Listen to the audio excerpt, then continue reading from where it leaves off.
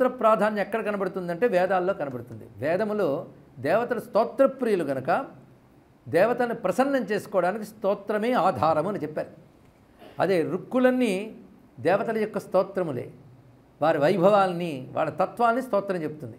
దీన్ని బట్టి స్తోత్రానికి తెలుగులో చెప్పాలంటే పొగట్ట, అంటే పొగిడితే పొంగిపోతారు దేవతలు అంటే. పొగిడినా పొంగకపోతే ప్రమాదం అండి. ఇక్కడ పొగిడినప్పటికీ పొంగకపోతే ఇంకెందుకండి, పొగిడితే పొంగడం కూడా మంచి స్వభావమే. ఇక్కడ అది పొగిడితే తప్పకుండా పొంగిపోతారండి, అది ఒక తత్వం. అది పైగా పొగడ్తంటే అర్థం ఏంటంటే వాళ్లకు ఉన్న గుణములు వాళ్ళ యొక్క దివ్యత్వములు స్మరిస్తున్నాం. ఈ స్మరించడంలో వాళ్ళ వైభవాన్ని మనం తెలుసుకున్నామని, వాటి పట్ల ప్రీతి కలిగి ఉన్నామని, వాళ్ళ పట్ల సద్భావం కలిగి ఉన్నామని 3 విషయములు వారికి అర్థమవుతుంది. అందువల్ల వాళ్ళు అనుగ్రహిస్తారు సాధకుడిని. అది పొగడ్త వల్ల మన సద్భావం తెలుస్తుంది, మన యొక్క వారి పట్ల ఉన్న ప్రీతిభావం తెలుస్తున్నది, వారి యొక్క యథాతథ స్వరూపాన్ని చెప్పేం కనుక సంతోషిస్తారు. అంటే సత్యానికి సంతోషిస్తున్నారు వారి అర్థం. ఇంత స్తోత్రానికి ఎంత లోతైన తాత్వికత ఉన్నదండి. అందుకే స్తోత్రం అంత గొప్పది. ఎంతమంది స్తోత్రం చేతే ముక్తి పొందిపోయారు. శివానంద లహరి ఒక స్తోత్రం. అలా మహానుభావులు ఆయా దేవతల మీద స్తోత్రాలు రచించారు. లీలాసుకుడు కృష్ణకర్ణామృతం రచించాడు, వాళ్ళు ముక్తిని పొందారు. అంటే స్తోత్రం భావాన్ని పరమాత్మ యందు లీనం చేస్తుంది, భావంలోకి పరమాత్మని తీసుకొస్తుంది. కనుక స్తోత్రం అంత గొప్పది కనుక స్తోత్రం మీద ఇన్ని నామాలు పెట్టాడు. స్తుతి ప్రియాయ నమః, స్థితాయ నమః, స్థాయినే నమః, స్థాపకాయ నమః, స్థవిష్ఠాయ నమః, స్థవిరాయ నమః, స్థానదాయ నమః. ఇవన్నీ స్థానానికి సంబంధించిన నామాలు. స్థానము అంటే ఎవరి స్థానాల్లో వాళ్ళు కూర్చున్నారుగా, అదే స్థానం అంటే చోటు, ఉండే చోటు. అసలు జగత్తంతా స్థానమే. ఎవరికి ఎక్కడి స్థానమో అది, ఎవరికి ఎంతవరకు స్థానమో అది. ఈ స్థానం గురించి ఇక్కడ చెప్తున్నాడు. స్థానమునందు ఉన్నవాడు స్థితుడు, స్థితాయ నమః. స్థితుడు అంటే ఉన్నవాడు. నిజానికి భగవంతుడు ఉన్నవాడు, స్థితి పొంది ఉన్నటువంటి వాడు ఆయనే కనుక సుస్థిరః అని అర్థం. ఇక్కడ స్థితి పొంది ఉన్నవాడు. పైగా స్థాయినే నమః తర్వాత మాట. స్థాయినే అంటే స్థానానికి ఆధారమైన వాడు అన్నాడు. ఇక్కడ ప్రతివాడు వాడి స్థానంలో ఉన్నాడు వాడు, కానీ ఆ స్థానానికి ఆధారం ఉంది. నేను కుర్చీ మీద కూర్చున్నాను కనుక ప్రయోజనం ఉందండి, కుర్చీ లేకపోతే ఏమైపోయిన వాడినా అన్నాడు. కానీ కుర్చీనికి స్థానమైంది సరే, కానీ కుర్చీకో ఆధారం ఉంది. నువ్వు అప్పటికి ఆధారం చూసుకుంటున్నావు, దానికో ఆధారం ఉంది. ఇంకా వెళ్ళొచ్చు స్థానం గురించి మాట్లాడాలంటే. వెళ్ళారు కూడా తత్వవేత్తలు. నువ్వు ఒక ఆసనం మీద కూర్చున్నావు, ఆసనం నీకు స్థానాన్ని కల్పించింది కనుక అది నీకు ఆధారమైంది. దానికి ఆధారం ఏమిటో వెతకమన్నాడు. దానికి పృథ్వీ ఆధారం. మన పృథ్వీకి ఆధారం ఏమిటి? అది ఉంది కదా ఒక స్థానంలో ఉంటే అనంత ఆకాశం. దానికి ఆధారం ఎవరంటే ఆకాశం కంటే సూక్ష్మమైన పరమాత్మ అని అక్కడి దాకా తీసుకువెళ్ళారు. కనుక స్థాయినే నమః అంటే ఆధారమైన వాడు స్థాయి శబ్దానికి అర్థం. స్థాపకాయ నమః తర్వాత మాట. స్థాపకుడు అంటే నిలిపినవాడు అని అర్థం. ఏది ఎక్కడ ఎలా ఉండాలో నిలిపినవాడు. కొంచెం జగత్తు గురించి ఆలోచిస్తే భూమి ఎక్కడ ఉండాలి, నక్షత్రాలు ఎక్కడ ఉండాలి, అంతేకాదు మన శరీరంలో ఏ అవయవం ఎక్కడ ఉండాలి, ఎవరు నిర్ణయించారు? ఒక్కసారి ఆలోచించుకుందాం. ఆలోచించండి, చెప్పండి పోయిన ఎవరు నిర్ణయించారు? మనం డిసైడ్ చేసుకున్నామా కన్ను ఇలా ఉండాలని? యుగ యుగాల నుంచి ప్రతి మానవుడి శరీరంలో అలా ఉంది. వెరైటీకి ఎప్పుడు ఇక్కడైనా ఇక్కడ పెట్టుకుందాం అంటే నెత్తి మీద కళ్ళు వచ్చాయి అంటారు. ఇక్కడ బాగుండవు. కనుక సృష్టి అంతా కూడాను దేని స్థానంలో అది ఉంటుందంటే స్థానం ఇచ్చిన వాడు. ఇలా ఎందరందరినీ ఎక్కడెక్కడ పెట్టాలో అక్కడ పెట్టాడండి. అందుకే స్థాపకాయ నమః అంటే విశ్వచలనానికి స్థితిని కల్పించిన వాడు నాకు అర్థాన్ని చెప్పారు. విశ్వచలన విధానము ఏర్పరిచినటువంటి వాడు. అంతేకాదు స్థవిష్ఠాయ నమః, స్థవిరాయ నమః 2 మాటలు. స్థవిష్ఠ అంటే పెద్ద స్థూల పదార్థంగా ఉన్నవాడని అర్థం. అంటే విశ్వమంతా స్థూలమే. స్థూలం అంటే ఇంద్రియాలు గోచరమయ్యేదంతా స్థూలమే. ఈ స్థూలమైన విశ్వమంతా ఎవరైంది ఉన్నది? ఎంతో పెద్దదనుకున్న వస్తువు కూడా విశ్వంలోదే కదా. ఇలాంటి వస్తువులు ఎన్నున్నాయో, మహాపర్వతం ఉంది, అబ్బో కంటితో చూడడం అంత ఎత్తుందన్నావు. ఇలాంటివి ఎన్నున్నాయి ఇక్కడ? ఇవన్నీ ఉన్న పృథ్వీ ఉంది, దీని మించిన గ్రహాలు ఎన్నున్నాయి? కనుక నీ కంటితో చూడలేంత ఎత్తుగా ఉన్న పర్వతమే ఆహా ఎంతో పెద్దదన్నప్పుడు ఇలాంటి ఎన్నో పెద్దవన్నీ తన దేహమనందు కలిగిన విశ్వరూపుడైన వాడిని ఏమనాలి? అప్పుడు స్థవిష్ఠాయ నమః అనాలి అన్నాడు ఇక్కడ. అంతేకాదు స్థవిరః. స్థవిరః అంటే వృద్ధః, చాలా పెద్దవాడు అని అర్థం. ఇక్కడ అన్నీ కలిగిన పెద్దవాడు. పెద్దవాడు రూపంలో పెద్దవాడు. రూపంలో పెద్దవాడేనా? వయస్సులో కూడా పెద్దవాడు. కాలతః చూసినప్పటికీ చాలా పెద్దవాడు. స్వరూపతః, దేశతః, కాలతః ఎలా చూసినా పెద్దవాడు కదా. స్థవిరాయ నమః. అందుకే భగవతత్వం గురించి చెప్తూ శృతి గీతల్లో ఒక మాట చెప్తారు. స్థూలం కంటే స్థూలమైన వాడు, సూక్ష్మం కంటే సూక్ష్మమైన వాడు అని ఒక మాట చెప్పారు ఇక్కడ. కనుక స్వామి నీ సూక్ష్మతత్వం తెలియలేమో లోకల్లో అంటారు, నీ స్థూలతత్వం మాత్రం తెలుసా అని అడిగాడు. రెండూ తెలియదు ఇక్కడ, అవునా లేదా? మరీ సూక్ష్మమైన వాడు కనుక ఇంద్రియాలకు అందరూ కనుక కంటితో కనబడ్డ కనుక తెలుసుకోలేకపోతున్నామండి, అవునా? కంటితో కనబడిది అంతా తెలుసుకోగలవా? అది అంతుంది. కనుక ఇది కూడా తెలియని ఉచితమే కనుక స్థూలమైన సూక్ష్మమైన రెండూ తెలియవు. కనుక సూక్ష్మాయ నమః అని ఆయన్ని అనాలి, స్థూలాయ నమః అని కూడా ఆయన్ని అనాలి. స్థానదాయ నమః, మళ్ళీ ఇందాకే స్థాపకాయ నమః అన్నాడు కదా. స్థానదాయ అంటే స్థాపకాయ చ ధర్మస్య, ధర్మాదులు స్థాపన చేసినవాడు ఆయన లోకంలో. ధర్మం గతి తప్పితే దానికి గతినిస్తాడు. ఇక్కడ స్థానదాయ మాటకు అర్థం ఏంటంటే స్థాపకాయ అంటే విశ్వక్రమాన్ని నడుపుతున్నవాడు స్థాపకుడు. స్థానద అంటే ఒక్కొక్కప్పుడు కర్మ కొద్దో దేనికొద్దో గతి తప్పితే తిరిగి గతినిచ్చేవాడు స్థానదుడు అన్నారు ఇక్కడ. ఎందుకంటే మన స్వస్థానం ఏదో తప్పిపోయాం, పడిపోయాం, ఎన్ని జన్మల్లో పడ్డామో తెలియదు. ఆయన ఆశ్రయిస్తే తిరిగి నీ స్థితిని నీకు ఇస్తాడు. నీ స్థితి అంటే స్వస్థితి, అది స్థానదాయ నమః ఆశ్రయించిన వాడికి. ఇంకొకటి స్థానదాయ నమః అంటే ఇంద్రుడికో పదం ఉంది, అగ్నికో పదం ఉంది, దేవతలందరికీ పదవులు ఉన్నాయి. ఆ పదవులన్నీ పోయాయి తారకాసురుడి వల్ల. పోతే ఆ రాక్షస సంహారం చేసి తిరిగి వాళ్ళందరికీ ఆ స్థానం ఇచ్చినవాడు కనుక, దేవతలకి వాళ్ళ స్థానములు తిరిగి ఇచ్చినవాడు కనుక స్థానదాయ నమః అని అర్థం చెప్పారు. ఇవన్నీ భక్తుడు కూడా ప్రార్థించవచ్చండి. తనకు ఒక స్థానం, ఒక ఆధారం ఇచ్చి ఉన్నటువంటి వాడు. అదేవిధంగా ఎప్పుడైనా గతి తెప్పితే తిరిగి నిలబెట్టేవాడు. స్థైర్యదాయ నమః, స్థిరత్వాన్ని ఇచ్చేవాడు. స్థిరత్వం ఇచ్చేవాడు ఆయన, స్థిరుడు ఆయన అన్నారు. స్థిరాయ నమః. శివుడి పేర్లలో సహస్రనామాల్లో మొదటి నామం ఇదే, స్థిరస్థాణు ప్రభుర్భీమః అని మొదలవుతుంది శివసహస్రం. స్థిర స్థిర స్థాణుహు అని చెప్పారు. ఎప్పుడు ఒకేలా ఉంటాడు స్థిరుడు అంటే అర్థం, మారడు, మార్పు లేనివాడు. అంతేకాదు ఎక్కడున్నాడు అక్కడే ఉంటాడు, ఇటువంటి కదలట్ట, అందుకు స్థిరుడు అన్నారయ్యా అన్నారు. ఇటువంటి కదలడండి, అటువంటి వాడు గొప్పవాడు ఎలా అవుతాడంటే రాయి కూడా కదలదు కదా అంటే అలా తీసుకోవడానికి లేదయ్యా. రాయి జడం, ఈయన సంపూర్ణ చైతన్య స్వరూపుడు, కానీ ఎటు కదలట్ట. మరి ఎలా చెప్పారంటే కదలడానికి అంటే తాను లేని చోటు ఉంటే కదులుతాడు. ఒక వస్తువు ఇక్కడి నుంచి వెళ్ళిందంటే అక్కడ లేదు కనుక వెళ్ళింది. ఈయన ఎక్కడ కదులుతాడయ్యా, అంతా తానై ఉన్నాడు కనుక ఆయన కదలడానికి అవకాశం లేదు. అందుకే స్థిరాయ నమః. ఈ నామములు కానీ మనం అనుష్ఠానం చేసుకుంటే ఉన్న స్థితి జారిపోదు, ఉన్నత స్థితి లభిస్తుంది ఇక్కడ. కనుక ఉన్న స్థితి నుంచి జారిపోకుండా ఉండాలంటే స్థాపకాయ, ఉన్నత స్థితి ఇవ్వాలంటే స్థానదాయ. అక్కడ స్థిరంగా కూర్చోబెడతాడు. మళ్ళీ ఏదో వచ్చింది కదా జారిపోతుందేమో భయం అక్కర్లేదు. స్థైర్యదాయ నమః, ఉన్న చోట్ల స్థిరంగా కూడా ఉంచుతాడు. ఆ స్థైర్యమే రావాలండి. అది క్షేమస్థైర్య అభయ ఆయురారోగ్య విజయ ఐశ్వర్య అభివృద్ధి అర్థం అంటాం ఇక్కడ. అంటే వచ్చింది స్థిరంగా ఉండాలా లేదా, అది చాలా అవసరం ఇక్కడ. కానీ స్థైర్యం అంటే యోగ భాషలో మోక్షమే స్థైర్యం, అదే నీ అసలు స్థితి.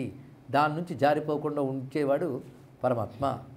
అంతేకాదు స్థానదాయ అనే దానికి అసురాన్ సూర పద్మాదీన్ హత్వా శరవణోద్భవ దేవాన్ స్వస్వపదే కృత్వా సమ్రాడేకో విరాజతి అని స్కంద వేదపాదస్తవం చెప్తుంది. దేవాన్ స్వస్వపదే కృత్వా, దేవతల్ని వారి వారి స్థానములందుంచి. ఎప్పుడు అసురాన్ సూరపద్మాదీన్ హత్వా, సూరపద్ముడు మొదలైన రాక్షసులను సంహరించి దేవతలకు వారి వారి స్థానములు ఇచ్చినవాడు అనేటువంటి వేదపాదస్తవ వాక్య ప్రమాణంతోనే మరి దీనికి అర్థం చెప్పుకున్నాం. ఇక దకారాలు మొదలవుతున్నాయి. దాంతాయ నమః, దయాపరాయ నమః, దాత్రే నమః, దురితఘ్నాయ నమః. దాంతుడు అంటే ఇంద్రియ నిగ్రహం కలిగినటువంటి వాడు, దయా స్వభావం కలిగిన వాడు. దాత్రే దాత, ఆయన్ని మించిన దాత ఎవడు ఉంటాడండి? అసలు సృష్టిలో అన్నీ ఇచ్చేవాడు ఈశ్వరుడేట. అది తెలుసుకునేప్పటికి చాలా కాలం పడుతుంది మనకి. ఏదైనా ఈశ్వరుడు ఇస్తేనే మనకు లభిస్తుంది. అందుకే ప్రతిదీ ఈశ్వరుడు ఇచ్చాడని తెలుసుకోవడానికి దాత అనే నామమే సరిపోతుంది. అందుకే భవానేవ దాత త్వదన్యం నయాచే అంటారు శంకర భగవత్పాల వారు. అయం దానకాలస్త్వహం దానపాత్ర భవానేవ దాత త్వదన్యం నయాచే. దానం చేయడానికి ఇదే టైం, తర్వాత పోస్ట్పోన్మెంట్ వద్దు. దానం పుచ్చుకోవడానికి నాకంటే గొప్ప అర్హుడు లేడు, దానం ఇచ్చేవాళ్ళు నీకంటే గొప్పవాళ్ళు లేడు అని చెప్పాడు ఇక్కడ. అంత గొప్పవాడు, అందుకే ఆయన్నే అడగాలి. అడిగితే కనుక దాత అని పేరు పెట్టుకున్నాడు కనుక అడగచ్చు ఆయన ఇక్కడ. దురితఘ్నాయ నమః, అది కావాలండి ప్రధానంగా. దురాసదాయ నమః, చేరడానికి కష్టమైన వాడు అని అర్థం. భగవంతుని చేరడం అంత సులభమా? దురాసదాయనం అంటే పొందరాని వాడు, పొందడానికి కష్టమైన వాడు, చేరడానికి కష్టమైన వాడు అంటే అనేక సాధనలతో మాత్రమే పరతత్వాన్ని పొందగలం గనక దాని దుర్లభము, దురాసదము ఇత్యాది పేర్లు ఉన్నాయి. దర్శనీయాయ నమః, చూడదగినవాడు. ఇది చాలా గొప్ప మాట. అంటే చూడాలి, చూడదగినవాట. చూడదగినవాడు ఒకటి, చూడడం ఒకటి. మనం చూస్తున్నవన్నీ చూడదగినవి కావు, అక్కర్లేనివి కూడా చూస్తున్నాం. దేన్ని చూడాలో దాన్ని చూడాలి. ఈ మాట చాలా లోతైన మాట. దేన్ని చూడాలో దాన్ని చూడాలి. ఏది వినాలో అది వినాలి, ఏది మననం చేయాలో అది చేయాలి. ఈ మూడు తప్ప అన్నీ చేస్తున్నాం మనం అక్కడ. వేటిని చూడకూడదో వాటినే చూస్తాం, లేదా ఆలోచిస్తాం, అది కూడా చూడడమే కదా. రెండు ఏవి వినకూడదు అవే వింటూ ఉంటాం అక్కడ. ఇవాళ ఏం జరిగిందో తెలుసా? పక్కన వస్తూ ఉంటే అంటే ప్రవచనం అయిపోయి మాట్లాడదామని, ఎప్పుడు ప్రవచనం అవుతుందా బయటకు వెళ్ళి డిస్కషన్ చేసేద్దామా అని తహతహ ఇంకెక్కదు. ఎందుకంటే ఎవరో పక్క వాళ్ళ గురించి చెప్పబోతున్నారు వాళ్ళు. అది అంతకంటే మధురమైన సబ్జెక్ట్ మరొకటి ఉండదు. ప్రవచనం అయిపోవాలి అప్పుడు డిస్కషన్ ఇక్కడ చేస్తే ఎవరైనా బాగుండదు మళ్ళీ. అందుకు అంటే వినకూడని వింటున్నామని తెలిసిపోయింది, చూడకూడదని చూస్తున్నామని తెలిసిపోయింది ఇక్కడ. కనుక దేన్ని చూడాలి, దేన్ని వినాలి, దేన్ని మననం చేయాలి, అప్పుడు దర్శనీయమని చెప్పచ్చు. ఒక్క మాట చెప్పాడు, శ్రవణీయమని చెప్పాడా? దర్శనీయమే అన్నాడు కదా. అంటే అన్నిటికి కలిపి చూడటమని అర్థం అండి. ఇక్కడ చూచుటనే మాట తీసుకోవాలి ఇక్కడ. ఇవన్నీ అది ఏది శ్రవణం చేయాలి, దేన్ని చూడాలి, ముందు చూడాలి తర్వాత వినాలట. ముందు చూడాలంటే దృష్టి దాని మీద పెట్టాలి, దృష్టి దాని మీద పెట్టాలి ముందు. అది దాని గురించే వినాలి, దాని గురించే మననం చేయాలి. చేస్తే ఏమవుతుంది? అది నువ్వు అవుతావు. జాగ్రత్తగా వినండి, ఇందులో ఉంది. దాన్నే విను, దాన్నే చూడు, దాన్నే మననం చేయి, చేస్తే అదే నువ్వు అవుతావు. అలాగే ఇలా అయ్యాం మనకు తెలుసా. ఎప్పుడూ ప్రపంచం గురించే విన్నాం, ప్రపంచం గురించే చూసాం, ప్రపంచాన్నే మననం చేసాం కనుక మళ్ళీ అందులోనే వచ్చి పడ్డాం. ఇక్కడ దేహాన్నే చూసాం, దేహాలనే చూసాం కనుక దేహం వచ్చి పడింది. అంతే. నువ్వేది వింటున్నావో, ఏది చూస్తున్నావో, ఏది అనుకుంటున్నావో అదే నువ్వు అవుతావు. అంతే కదా. భగవంతుడు బలవంతంగా తెచ్చి పెడతాడు ఏదైనా, నువ్వే తయారు చేసుకుంటావు నీ ఫార్ము, ఇంకెవడు కాదు. కనుక దేన్ని చూడాలి శాస్త్రం చెప్పింది. అరే అని కూడా చెప్పింది. ఆత్మావా అరే ద్రష్టవ్య, శ్రోతవ్య, మంతవ్య, నిధిధ్యాసితవ్య అని శాస్త్రం చెప్పేసింది. ఒకటే మాట, అరే. అరే అనేది గట్టి సంబోధన అండి మనల్నే. ఆత్మా ఏవ, అది మాత్రమే ద్రష్టవ్య, చూడదగినది. ఆత్మని మాత్రమే చూడు. ఆత్మ అన్న, పరమాత్మ అన్న, పరమేశ్వరుడన్నా, పరబ్రహ్మన్నా ఏకవాచకమే, ఏం పర్వాలేదు. కానీ దేని గురించి వినాలి? ఆయన్ని మాత్రమే చూడాలి, ఆయన్ని మాత్రమే వినాలి, అది మాత్రమే మననం చేసుకోవాలి. కనుక దృష్టి అటు పెట్టు, మొట్టమొదటిది పెట్టాడు ఇక్కడ. అదే ద్రష్టవ్య, తర్వాత శ్రోతవ్య, మంతవ్య. దృష్టి అటు పెడితే అదే వింటావు, అదే చేస్తావు, అంతే కదా. కనుక మొదట చెప్పింది ద్రష్టవ్య. ద్రష్టవ్య అంటే అర్థం ఏంటో, దర్శనీయ అంటే అదే అర్థం ఇక్కడ. కానీ ఆత్మరూపుడైన వాడు పరబ్రహ్మ కనుక ఆయన్ని మాత్రమే చూడాలి, తచ్చింతనమే చేయాలి. ఏదైనా వచ్చేసింది అనుకోండి, అది కాదు కదా పక్కకు తీసేయాలి. ఎందులో ఉంటే పరమాత్మ స్ఫురణ కలగదో దాన్ని విడిచిపెట్టడమే భక్తి, ఇంకోటి కాదు. ఇక్కడ మరొక్కసారి రిపీట్ చేయనా, ఇది మరోసారి చెప్పండి. ఎందులో ఉంటే పరమాత్మ స్ఫురించడో దాన్ని విడిచిపెట్టేయాలి, ఎందులో ఉంటే పరమాత్మ స్ఫురిస్తాడో దాన్ని మాత్రమే పట్టుకోవాలి. అంతే. పెద్ద ఇదే సూత్రం అండి. చాలా బిజీగా ఉన్నానండి, అవునా? అంత బిజీ సమయంలో నీకు ఎప్పుడైనా భగవంతుడు గుర్తొచ్చాడా? గుర్తు రావడానికి తీరిక ఎక్కడండి? అయితే ఆ పని వదిలి ఇది గుర్తు కొట్టుకోవాలి ఇక్కడ. ఎందుకంటే గుర్తొచ్చే అవకాశం లేదు కదా, మహాప్రమాదం. ఎంత కష్టపడి పర్వాలేదు, కానీ ఆ కష్టంలో భగవంతుడు గుర్తుంటే అది చేయి, పర్వాలేదు ఇక్కడ. కానీ నిరంతరం భగవత్ స్ఫురణ, అదే స్మరణ, మరొకటి కాదు. ఆ స్మరణకి భిన్నం చేయకూడదండి. దీనికే అనుకూలాచరణం ప్రాతికూల్య వివర్జనం అని నారదులు వారు చెప్పారు. ఎంత అందమైన భావమో. భక్తి అంటే పెద్ద కష్టమైన వస్తువు కాదు. నువ్వు ఆ సూత్రం పట్టుకోలేకపోతున్నావంటే భగవంతుడు కావాలనుకోవట్లేదు. అంటే ఇక్కడ కావాలనుకుంటే ఇవే. కనుక దర్శనీయ, ఈ మాటే మహానుభావుడు చెప్పేశాడు. ఆయన్నే చూడవయ్యా అన్నాడు ఇక్కడ. కమలేశు చూడని కన్నులు కన్నులే తను కుడ్యజాల రంధ్రములు కాక. ఆయన్ని చూడకపోతే ఇంకెందుకయ్యా, గోడ మీద కన్నాలే ఆ కళ్ళు అన్నాడు ఇక్కడ. కానీ ఆయన్ని చూడకపోతే ఇది టైటిల్, గోడ మీద కన్నాలు లాంటివిట. ఎంత చక్కగా చెప్పాడు. కనుక చూస్తే ఆయన్నే చూడవలసినదే దర్శనీయ. ఇంకొక మాట ఉన్నది సుబ్రహ్మణ్య విషయాల్లో, ఇది మరొక గొప్ప అంశం ఇక్కడ. కుమార దర్శనం అనే పేరు ఎప్పుడైనా వినుంటారు మీరు. కుమార దర్శనం అంటే మీరు క్యాలెండర్ వస్తే కార్తీక మాసం పేజీకి వెళ్ళండి. అక్కడ కార్తీక పూర్ణిమ నాడు కుమార దర్శనం అని ఒక మాట ఉంటుంది ఇక్కడ. అంటే సుబ్రహ్మణ్య స్వామి ఆవిర్భవించాక ఆయన చేసిన లీలలందరికీ తెలుసు. దాని తర్వాత ఆయన తపోమూర్తిగా పళని పర్వతానికి వెళ్ళిపోయాడు ఆయన. తర్వాత శివుడు వెళ్ళి ఆయన దర్శనం చేశాడు. రావయ్య కైలాసానికి, నేను రాను ఇక్కడే ఉంటానన్నాడు. అయితే మేమే నీ దగ్గరికి వస్తామన్నారు. దేవతలందరూ కూడా ఉత్సాహపడ్డారట. దానికి ఒక రోజు నిర్ణయించారు, ఇది కార్తీక పూర్ణిమ. అంతేకాదు స్కందగిరి అని ఒక పర్వతం ఉంది కైలాసంలో. శివుడు స్వయంగా సుబ్రహ్మణ్య స్వామి కోసం ఏర్పాటు చేశాడు. అక్కడ దానిపై ఉంటాడు. అక్కడ స్వామి అందరికీ తేలిగ్గా దర్శనమివ్వడు. దానికి ఒక సమయం ఉంటుంది. ఎందుకంటే సుబ్రహ్మణ్య దర్శనం చేస్తే నరక బాధలు ఉండవు, పాపాలు క్షయమైపోతాయి. ఇది కేవలం సుబ్రహ్మణ్య విషయంలోనే చెప్పారు. ఇది కుమార దర్శనం. అందుకే ఆ రోజు వెళ్ళి ప్రత్యేకంగా కుమారస్వామి ఆలయాల్లో దర్శనం చేస్తారు. దీనికి సంబంధించి ఒక వృత్తాంతం ఉంది. కుమారస్వామి అనుగ్రహించి పట్టాభిషిక్తుడి అసుర సంహారం చేసేసిన తర్వాత విజయోత్సవం చేశారు. అప్పుడు దేవతలందరూ ఆయన దర్శనం చేశారు. వాళ్ళు ఎలాగో దర్శనం చేస్తారు. సుబ్రహ్మణ్యుడు అందరిని అనుగ్రహిస్తానని అన్నప్పుడు ఆయన ఎవరు చూసినప్పటికీ పాపాలు పోతున్నాయట. దానితో యమలోకం ఖాళీ అయిపోయింది. ఈ కథ స్కంద పురాణంలో ఉన్నది, శివపురాణంలో కూడా రెండిట్లో ఉంది. అందుకే చెప్తున్నాం. దర్శనం మాత్రం చేత నువ్వు ధ్యానం చెయ్యు, పూజించు, స్తోత్రాలు చేయు, జపం చేయ, ఏం లేదు, చూస్తే చాలట ఆయనకి. ఇక్కడ ఆఖరికి ఆశ్చర్యపోతాం. ఆలయాల్లో ఉన్న సుబ్రహ్మణ్య విగ్రహాన్ని దర్శించినా ఈ ఫలితం చెప్పాడు శాస్త్రం. సామాన్యం కాదు. అసలు దేవతా దర్శనం చిన్నదా? నిన్ననో మొన్ననో గ్రహపీడలు పోవాలంటే దేవతా దర్శనం కూడా. అందుకే ఆలయాలకు వెళ్ళి విగ్రహాలను చూసినా దాని ప్రయోజనం దానికి ఉంటుంది ఇక్కడ. ఎందుకంటే మన నమ్మకంతో పని లేదు దానికి. ఇక్కడ మీరు నమ్మారనుకోండి, భక్తి ఉందనుకోండి, అనుభూతి తొందరగా వస్తుంది. వెంకటేశ్వరుని చూడగానే పొడగంటిమయ్య మిమ్ము పురుషోత్తమని అన్నమయ్య పరవశించిపోయినట్టు పరవశించిపోతారు.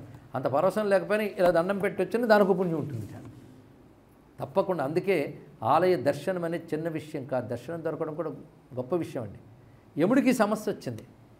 తిన్నగా శివుడి దగ్గరకు వచ్చాడు. ఏమైనా బాగుందయ్యా మీ అబ్బాయి గారి పని, పైగా వీడు దయామయులు, దర్శనం ఇచ్చేస్తున్నారు అందరికీ.